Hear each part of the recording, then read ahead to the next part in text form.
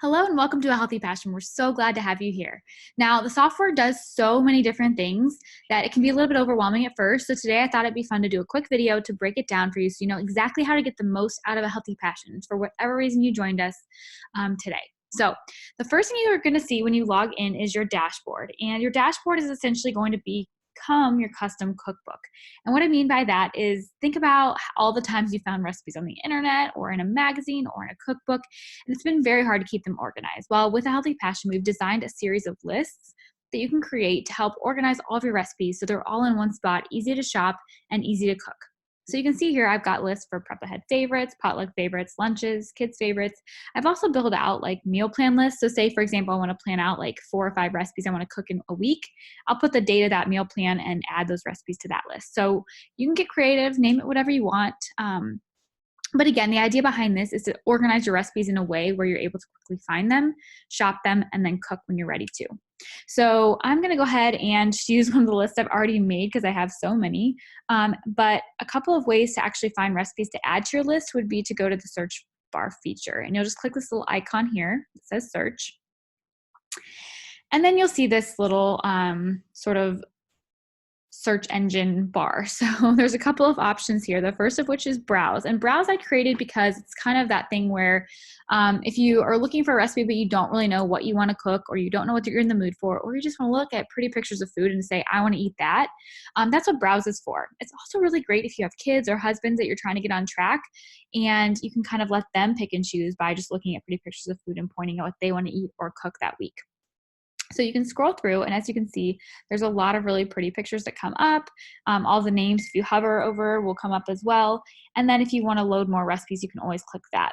So once you see something that you like or want to add to your list, you can go ahead and click on the photo. I don't know why I picked that one, but tofu stir fry it is.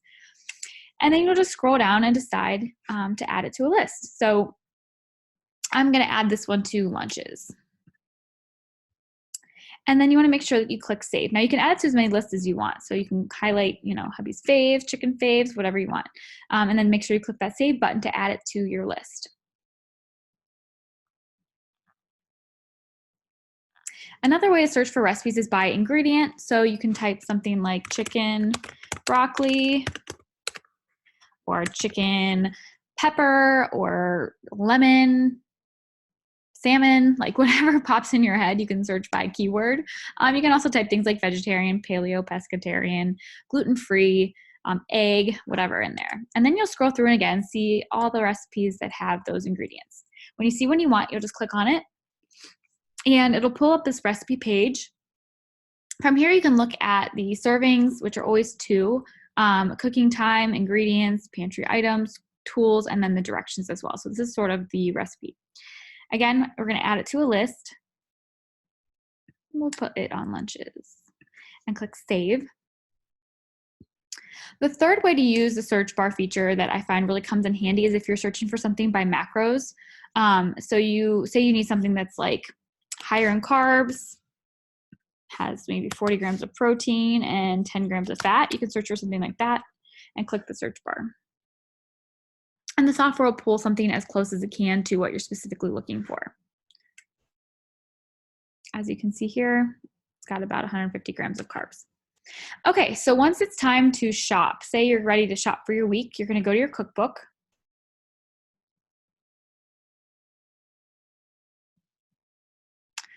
And you're going to scroll down to the list that you want to shop. So I think I've saved them to lunches. And again, you can organize it whatever way is best for you. I typically will, like I said, put it in for like the meal plan for the week. And then I'll also save it to another list as well. So maybe like lunches and meal plan. That way, if I'm in a hurry to look for a lunch recipe, I can search from that. Then you're going to click this little shopping cart icon. You're going to decide how many portions you want to make. And then it'll list out any pantry items that you may need. So you can select what you need, or if you don't need any, you can click no thanks. And then you can do the same for everything on that list that you need.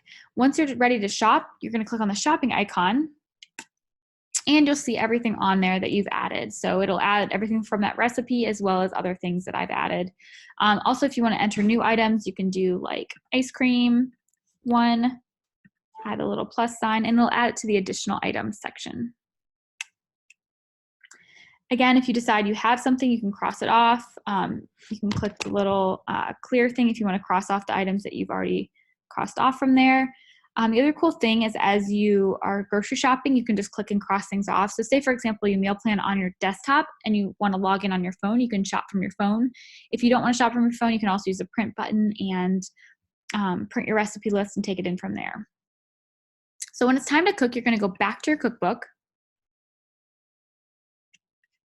and you're going to pull up the recipe that you want to make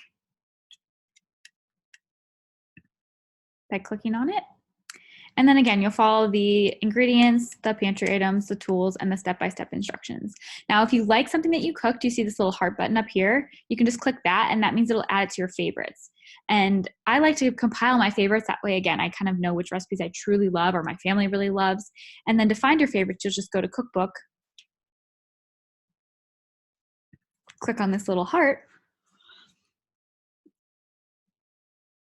and you'll find all your favorite recipes in one spot. So that is the first way to use a healthy passion to help you stay organized, stay on track, eat healthy, get inspiration, and cook delicious and tasty meals the whole family will enjoy.